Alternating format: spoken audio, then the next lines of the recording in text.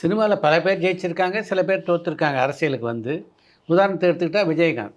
விஜயகாந்த் ஒரு கணிசமான வளர்ச்சியை அரசியலில் பெற்றார். அதுக்கு என்ன காரணம்னு நினைக்கிறீங்க நீங்க? விஜயகாந்த் முதல்ல பெற்ற வெற்றி என்பது அதிமுகவோட சேர்ந்து பெற்ற வெற்றி. 2வது விஜயகாந்த் பிறகு நின்னது தனியாக நின்று ஒரே தொகுதியில் தான் ஜெயிச்சது. அந்த கட்சி வெற்றி பெறலை.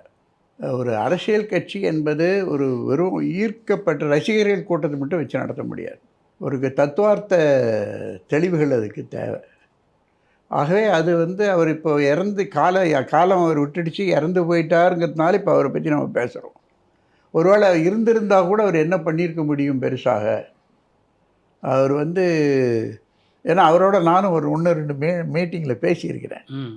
அப்போயே அவருக்கு உடம்பு சரியில்லாமல் போயிடுச்சு. ஆகவே அவர் இருந்திருந்தால் என்ன பண்ணியிருக்க முடியும்னு பார்க்கணுமே தவிர, இருந்தபோது அவர் ஜெயலலிதாவோட கூட்டு சேர்ந்து தான் சேர்த்தார். ராமசாமி தான் அந்த கூட்டை ஏற்பாடு பண்ணார்.